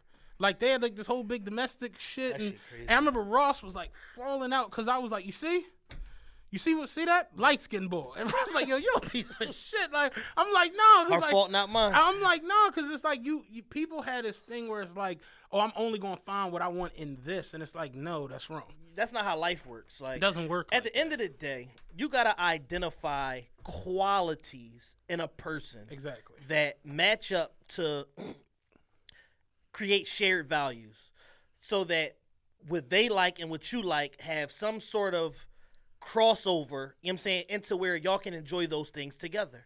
If they say opposites attract, but you still have to have some things in common that you both enjoy doing that override the differences that you may have. A big difference could be you're black and she's white. You're fucking Spanish and she's Asian, whatever the case may be. But I think that as a whole, as a people, we should be working I thought we were over it, but the last couple of years showed us that the racism shit is just as bad as it ever was. But we should be working, for those of us who don't subscribe to a racist doctrine or any type of bigotry, we should be collectively working towards uniting our communities and uniting one another against the people that are against it. One of my homies, like from like long, like lifelong homies, like I've known him 20-something years, he literally would always tell us, like, I'm not marrying a black woman. He's like, he told us, he was like flat out, I'm not married a black. So he wound up marrying a Dominican girl. Mm-hmm. And They live down south, whatever. He was telling me, was like, you know, they went to like his family was having like a situation up here. He brought her up here, and his cousins. He's like, they black. They like, oh, what, you couldn't find a nice black woman? He was like, no. I look, nope. Next. My high school girlfriend that I was in love with, that I thought I was gonna marry, she's Spanish. She's Costa Rican and Colombian, like. And I loved her to fucking death. You know what I'm saying? That relationship was unraveled because I'm a piece of shit. Not because, like, you know what I'm saying, any differences or anything like that. But good woman, great family, all that shit. Like, and I got by with the family because I was light-skinned like them. I dated a Dominican, and shit ain't really work out. They was cool. I know they was saying little slick shit when I left and shit. But when I was there, they was nice. But she was awesome. I am, too, I'm a piece of shit. But, well, it was. I'm a reformed piece of shit. At the time, I was a piece of shit. But I dated a Dominican. I dated a white girl. I dated a Colombian. It's like, yeah, man. Yeah, I dated a bunch of Asian girls. Don't get me started with them. But goes to that. This girl, you're way too angry. You know, let some love into your heart, man. Yeah. You never know that fucking Biff or Chip that's approaching you might be able to literally change your life and change how you not only like financial maybe, but how you look at things and open you up to new experiences, that things that you didn't know you liked or whatever the case may be. So it's like, I get it. Like, you want to, you know, stick with what you like or whatever the case may be. But sometimes we never really fully understand ourselves or know what we like for real. For real. Like, tough. It just might be based off of familiarity and experiences that we just think that this is what we want. I'll say this, with all this going on now with the whole transgender thing and the LGBT and everything that's going on in the world, I hate. That's the only thing I hate is hate. I just don't understand. What's the point in it? If something ain't for you, it's not cool. Right. Let whoever want to rock out. And I say that because I watch the things that happen and I watch the things that go on, and it's like, yo, a lot of these prejudices and a lot of this hate that go on, it's the same thing that black people went through all the way up until today. Yeah. You know what I'm saying? All the way up until this morning. It didn't even stop in the 50s, 60s, 70s. It's like it just got contained for a small part. But it's the same thing. It's like people don't realize, like, your grandfathers and great-grandmothers and all of that, they was getting beat and tortured just because they looked a certain way. And over history has shown us that there were a lot of white people that were helpful to the black and the civil rights movement and all of that shit, because if not, how the fuck does it gain any legitimacy if there aren't liberal white people that are willing to help? Like, because they already wasn't taking black people serious as it was. So without the help of these white people over different periods of time, we might not even progress as far as we did. Yeah. So it's like, we got to look at the whole picture. The Django, you know what I'm saying? You see movies like that, like where Schultz is literally helping Jamie Foxx find his wife, and they kill the boss, and Samuel is crying. Right. No, man! So it's like, it's like, just cut the hate shit out, man. Like, let some love into your life, into your heart, man, and just try to be better today than you was yesterday. Absolutely. Stop worrying about all that foolishness. Here go another joint. I just want to start by saying congratulations to you guys on a successful show. My question is sports related. Looking at how the NBA has shaped out, a lot of teams bulking up. What teams do you have in the playoffs? And with football season around the corner, also bold predictions for NFL MVP. Peace, stay blessed. That's from one of our mutual Twitter homie, who normally is talking a lot of shit and making a lot of jokes. So to see him speaking so clearly and eloquently, it's a beautiful thing. But all right, NBA wise, I'm expecting the Wizards and the Bucks to make a huge jump in the East with all the player movement and all of that shit that took place with that. So I still got Cleveland and Boston at the top. You can basically flip a coin for who's number one. I'll be able to make a final prediction once they finalize what the fuck they're going to do with Kyrie, which they're saying it might be Minnesota. They got to wait till the 15th of this month to add Jeff Teague into any deal. So it might end up being Teague and Wiggins for Kyrie to Minnesota, which would make sense for both teams. And I think that would put Cleveland ahead of Boston again if they do that. The rest of the East, like outside of them, like four teams, add Toronto in. After that, it's like cut the deck with the rest of them guys or whatever like that. I hope the Heat make the playoffs this year for Dion's sake. And I would hope that he would probably make a push, go from averaging 16 to averaging 20 this year. West, as far as the West goes, you got The Warriors and then the rest of the Warriors and the rest of these niggas. The Warriors are obviously gonna win this shit, barring like Kevin Durant getting assassinated and Steph Curry getting hit by a car. We can just go ahead and fast forward to like June 11th or whatever the fuck the finals start, and they're gonna do this shit again. It's like Houston, yeah, you got CP3, not enough. OKC, you got Paul George, not enough. The Spurs are basically bringing back their whole team, with the exception of like I think Jonathan Simmons is leaving, not enough. Minnesota adding possibly Kyrie might put them into a top 4 spot, but they're losing Wiggins and his perimeter defense, so I don't know if that's enough. But you got Jimmy Butler, so they'll make a jump probably to a top 5 or 6 team or whatever like that. But it's not gonna be an interesting season. Warriors and the Cavs. Yeah, that's pretty much it. Yeah, pretty LeBron's much. Still the best player in the world. I was arguing yesterday. Warriors about still the best team. I was arguing yesterday about the whole best player ever thing, and old head, in my job was running off with the Jordan shit, and I'm telling him, I'm like, yo, LeBron really, really is like, it's a serious argument, like. Oh, yeah, absolutely. And he was like, give me your honest reason why you say that. I'm like, this is my whole thing with LeBron, and I'm a Kobe and AI guy.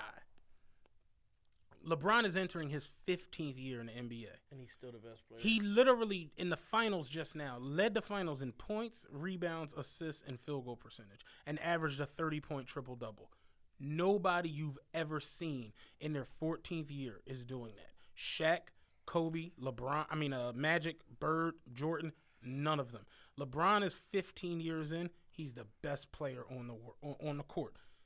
That's just nuts. That just don't make sense. Mind you, I was trying to explain to him, he's, 7th or 8th all-time in scoring? He's got 28,000 points. Yeah. Kareem has 38. LeBron needs 10 racks to catch him. He might do that. And the knock on LeBron is that he's not a scorer. Right. So for him to not be a scorer, for him to be a facilitator first and end up number 1, number 2 in scoring, that say a lot about this dude. Because everybody else that's high on that scoring list, they not as high on the assist list. They not as high on the triple-double list. Yeah. They not as high on the rebound list other than Kareem and Karl Malone. Right. It's just what it is. Duncan's not that high on the points list. Oh, okay. Like, for him to be that high on points, that high on assists, he's already 3rd in triple-doubles ever. It's like, I really don't understand where the flat-out, oh, no. This is my thing. And this is what I'm going to leave it at.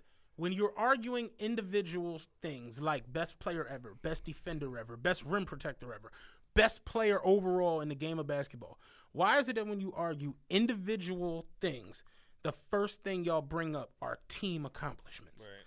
Jordan didn't win 6 chips. The Bulls won 6 chips. Jordan didn't go 72-10. The Bulls went 72-10. Understand that. LeBron has been on good-ass teams. He's been on a couple great ones. Jordan was on the best team ever at one point. Right. It's just what it was in the 90s, playing against teams that just weren't that great. Jordan never had to face teams like LeBron faced. In my whole like, how? I'm like, yo, do you realize that the MVP from this season, the finals MVP from this season, and the runner-up to the MVP from this season were on the same staff against LeBron in the finals? Do you realize that? Do you realize Jordan never faced Jordan? Only people who faced that were Magic and Bird, because both of those teams were loaded with all-star Hall of Famers. Yeah. But that's it. LeBron just beat a team that went 73-9 with a dude who won the unanimous MVP who made 400 threes in a season. He beat them in the finals. That team came back with the best pure scorer in basketball. Yep. No one ever faced that. So it's an argument. It's going to go on forever. All I'm saying is LeBron is it's a legitimate argument. I'd rather argue that than who going to win between Floyd and McGregor. Kobe's my favorite player of all time. Like, I respect the man's game, his work ethic, and all that shit above everybody. LeBron passed him when he beat that 73-9 team. It's just what it is. Like, the caliber of opponent and the way he was able to beat them. And coming back from down 3-1, he did some shit we've literally never seen before. And you know when I'm a smart mouth motherfucker. So it's like when I argue with somebody and I leave them like to where they can't speak, it's the funniest shit ever. Because he was like, they only won that shit because Draymond got suspended. I'm like, well, here's the knock with that. Draymond got suspended for Game 5, right? He played in Game 6. And he played in Game 7. And Draymond in Game 7 had the game of his life. If I'm not mistaken, he had 35, 16, and 9. Draymond was there. Yeah. He was like, boom. And I walked the fuck off. I'm like, it's nothing you can say. It's like, you can tell me Draymond didn't play game 5, but he played every other game. And he had the best game he had in the whole season in game 7. In his career. Real talk. 35, 16, and 9 in game 7. They lost at home. Yeah. Don't hit me with that. Everything was in their favor. Everything. And they lost. He took that shit from him. Took it. Just like last year, Westbrook took the MVP from fucking Harden. Like, he took that shit. Do you have a prediction for the NFL MVP, he said? I like Carr. Oh, from Oakland quarterback. You know I'm prejudiced, so I'm thinking Dak rolls off for MVP this year. Why not? We got a rookie of the year. Might as well go out there and get an MVP this season. I think Carr gonna win it. It's gonna be between. All I really give a fuck about is them versus the Patriots in the AFC conference final. That's all I give a fuck about. Shout out to Midget John and JT. We just want to see the black punter act the fucking fool. The black punter is the coolest nigga on the planet. We just want to see that nigga act crazy. But NFL MVP prediction, it's not a prediction. I just want it to happen. Right. I want Dak to get one. It would be dope. They released the joint, said the Cowboys, Vegas got them winning the NFC East at 11-5. Vegas has the Patriots going 16-0. Oh shit! I'm like, what the fuck, man? Who are they playing? I gotta look at their schedule. Apparently they're playing box and fucking basketball. Yeah, it's like, what the fuck? 16-0 is what Vegas got them going at. Shit. They got the Eagles coming in at 3rd place in NFC at 9 and whatever the other number is when you win 9. The Giants second. Giants are second, and then the Redskins in 4th. Those were the Jones I noticed when I saw it. Patriots 16-0, Cowboys 11-5, and they had the Raiders. They had the Raiders at 12-4, I believe. Yeah. So Raiders good, man, top to bottom. Raiders very, very good team. They got beast mode coming in there. It's gonna be crazy. Yeah, them versus the Patriots. That's all I really give a fuck about for the whole entire season. Okay, here's another question. If Meek's career was turned over to you to manage starting today, what would you do differently with both his image and this wins and losses project that you haven't seen done? General consensus is that the album is dope, but what would your strategy be to ensure that the music isn't quickly forgotten and to fix the perception of him constantly taking L's? I think that's done. I think that's done. I mean, the main thing would be the frequency with which he releases music. Not to overshadow this project, but he should have something else coming by back to school time. Even if it's just another Meek and Music EP or whatever like that, that should definitely be a thing. What I would definitely increase is the quality of videos that they're shooting. He has an on-staff videographer, Will Nego, and I know Will from back in the day. Very talented videographer or whatever. But I think they need to shoot some better videos because, they did a video for We Ball, which is one of the 3 best songs on the album. I didn't even click on it when I saw it. All it is just tour footage, and it's y'all are cheating. It's like a montage. It's like a what's the song we was talking about with Jeezy? The girls, if she don't know that, she not the one. What's the Jeezy song everybody loves? Jeezy song. They hate. Fuck them. They hating anyway. I just left Jamaica corporate thugging. Yeah, like that video. Yeah, it's like a montage of tour footage. It's not really shit that they put together. Yeah, and it's you're cheating how good Young Thug's and Meek's performance is on the record by not doing a performance-based video for a song like that.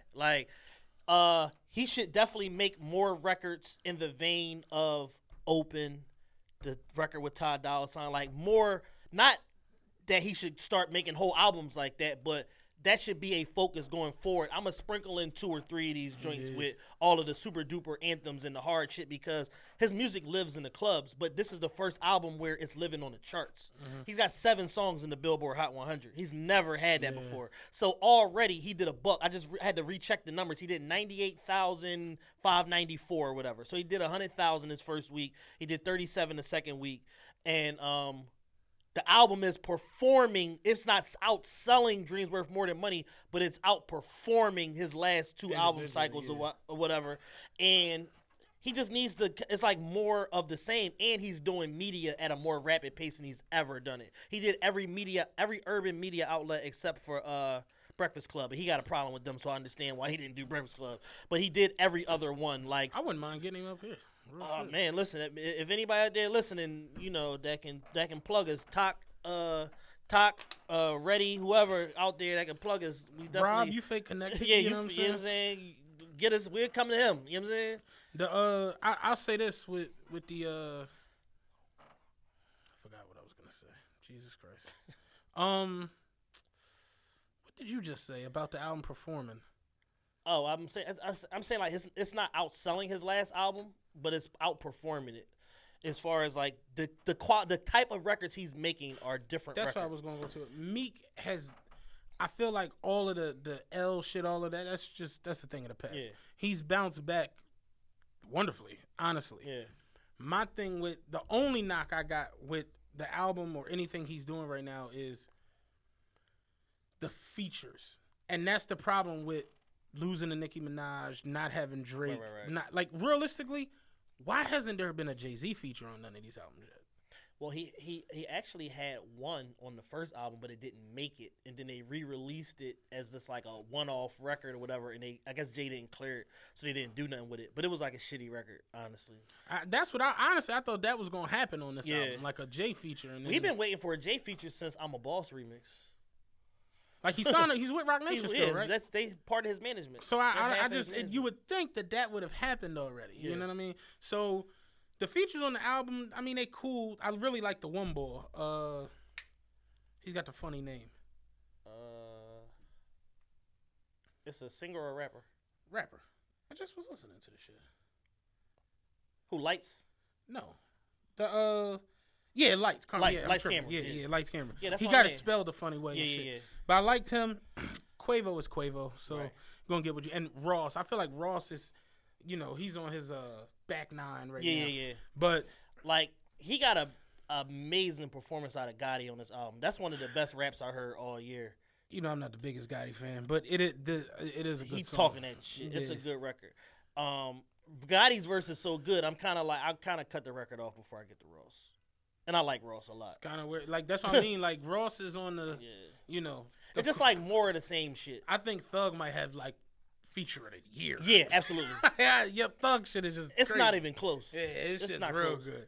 But, yeah, that's it. Other than that, I think the album's terrific. Yeah, I love it.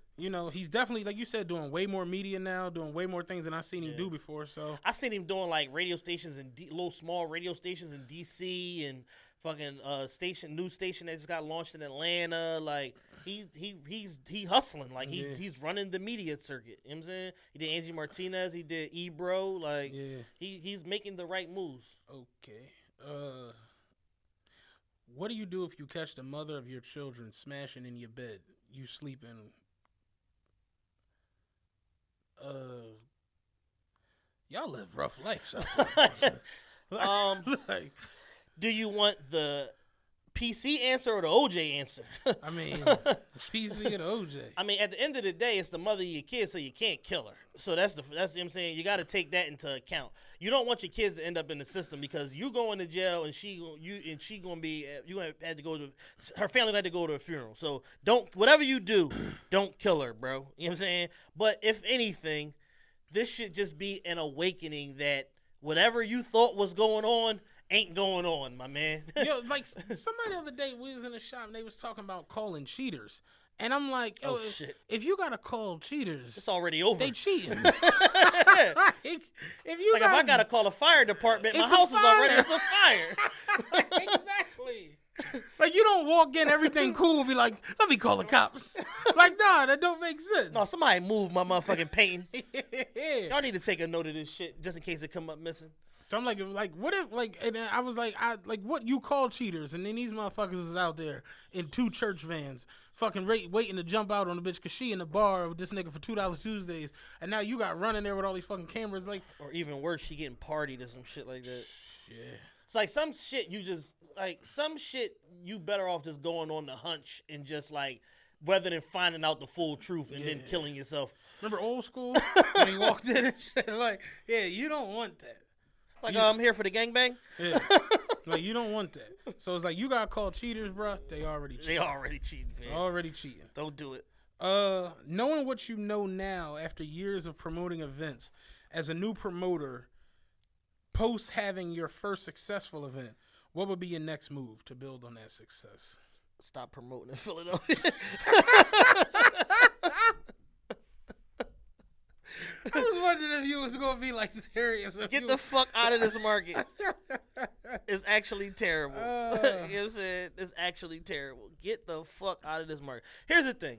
Like, I've been traveling a lot the last 2-3 years. Like, and I fucking meet people from other markets. Like, one of my close friends, Javier, DJ Golden Boy, he's like running Miami right now. Like, he's fucking controlling one of the biggest tourist markets in nightlife markets in the country, like single-handedly. And he still does fucking Howard Homecoming weekend. He still fucking booked Kevin Hart 3 times this year for various events in Vegas and in other places. Like, when I see shit like that going on, it lets me know that as far as Philadelphia goes, the promoters aren't even scratching the surface of really what this shit can be. I was just with guy Wayne from DC for the past weekend or whatever, and just, you know, looking at his event schedule, he has 5 successful weekly events that's been going on for about 7 years. And where is this at? In DC.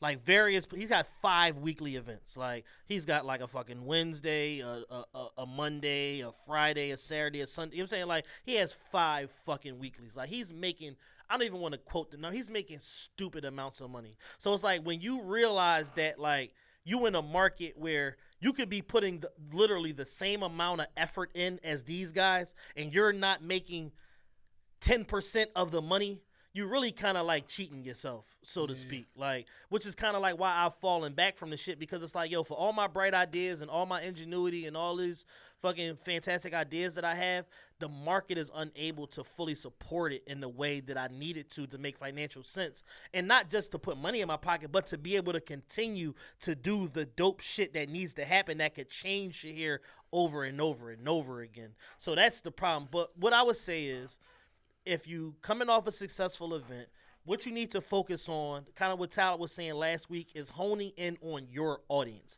Even if it's only a 250-person audience or whatever, but create an experience for those people that's almost like tailor-made to them, that makes them want to come and bring a friend or 2 or 3 or whatever the case may be. And then you look up and you got a 500-person audience. You look up and you got 700. Then you look up and you got 1,000. Like, focus in on who your audience is, the type of things that they like, and bring them experiences that are specific to them, and build your shit up. And don't necessarily focus on collaborating with other promoters or whatever, because they may end up diluting your product if you have a direct vision for it. Done. Yeah. You watch Trading Places? Yeah. What is you, ignorant? Said he Karate Man bleed on the inside. Dog, I watched Trading Places the other day. I was fucking crying. Yo, that's one of the funniest movies ever. This Eddie nigga, Murphy, man. They was trying to lure him into the car. He's like, get in, it's warm in here. Whiskey. Oh, shit. The rest of the questions are pretty stupid. I had one in my text, in my DM that said, "What is the over under on returned clothes this weekend?" After I already know who wrote that. 70%. Next question. I don't think it's gonna be a lot of return clothes. Clothes didn't seem like they were that expensive. That was me. That was a joke though, people. That's over falling out. But I don't know. You got anything else you want to talk about? Nah, not really, man. Like I said at the beginning of the show, man. Rest in peace, my guy Zeke. Rest in peace, Killy, man. Rest in peace, Killy. You know, me and Matt both took some losses. People that we really care about the last couple weeks. Overall, we just appreciate all the support on the show. Y'all keep us going. We got some potential big things in the works. Shout out to Brandilly MC for supporting the show, and you know, always gotta shout my guys, man. Steph and Mir, man, they become like my favorite people up here. Yeah. Dope shows. You know, they got Jeezy coming up Friday, the 11th.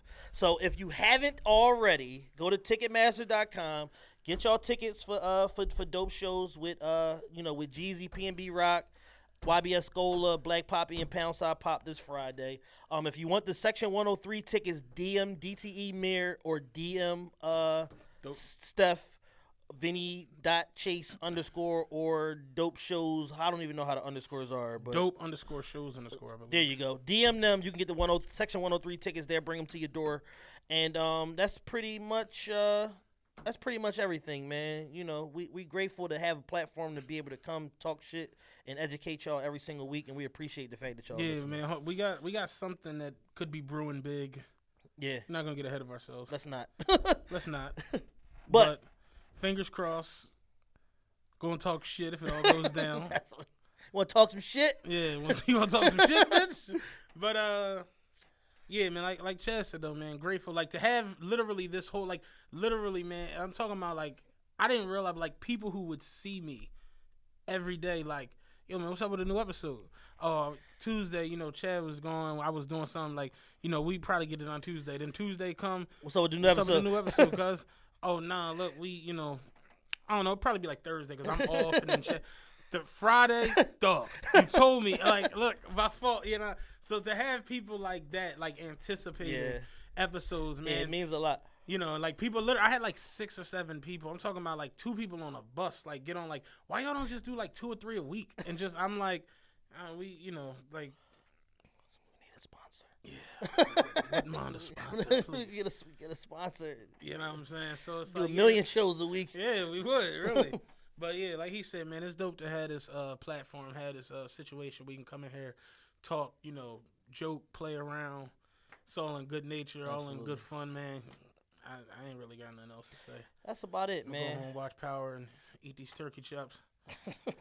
Can't wait to hear Matt's reaction to Power. Hey, you already know I'm gonna be on your line immediately when it's done. Did Ron text you? No. You notice Ron wasn't responding to none of the group chat things. So I texted him the other day because I was on his block. I just happened to be on his block. Somebody else, and he didn't respond. This was Wednesday. This nigga texted me yesterday at 1 a.m. Yo, what's up, God? I turned my phone off. What's up with you? I'm like, nigga. Why did you do that? What's your problem? It's been 3 days. What the hell? It's 2017. You can't be going off the grid like that, dog. Yeah, right. Acting like he had some bricks landing or something. I'm about to turn my phone off. Yeah, I didn't want my phone pinging off the cell phone towers. What you doing? Funny dude. But, yeah, we out of here. Ain't nothing else. This is really. episode 30? Is this 30? Just 30? Just is snoring. Yeah, Just is, wake up. Just going Scarface on the board. All right, y'all. Episode 30 in the can. Make sure y'all stay tuned for some upcoming shows that we got, some potential guests and all of that shit. And because people are knocking on my door for the Y'all Weird shirts. The design is done. I just got to upload it to the website. So we did. All right, cool. We figured we talked. Yeah. But Go to realestmerchever.com. New merch coming. Y'all Weird shirts coming. Hopefully get the Migos for President shirt done. And the fatigue TRPE hats. I got a lot of. I wore the TRPE fatigue hat one day. Motherfuckers, I ain't see that on it's not on there. It's not on there. It's exclusive. Yeah, but yeah, we're gonna get the fatigue TRPE hats up. The new t-shirts coming. Fall is right around the corner, so hopefully we get these hoodies popping. Hoodies, long sleeve tees. Deuce asked me, he's like, yo, when am I going to come up there and get my 15 minutes? Oh, the Dirty Young Nigga segment. Dirty Young Dirty Nigga segment. Yeah, exactly. I told Deuce we'll try to finagle you in sometime in 2020. Try to get you in there. But no, we're going to get him up here. I actually got one of the questions was when y'all going to have a pastor back up here? I'm like, football season is about to start. Yeah. And they got a football podcast, so we'll get Carl and Freck to come up here. That would be pretty dope. Yeah. Other than that, though, man, you already know. YouTube, realest podcast ever. We're over 200 subscribers now. Lit. Comments are slowly creeping up again on iTunes or whatever. But download the show, subscribe, tell a friend, rate, leave a comment. Send me some money. Yeah, send me some money, too. I wouldn't mind that one. Shit. You know what I'm saying? All of the above, man. We appreciate y'all. And episode 30 is in the books. We out.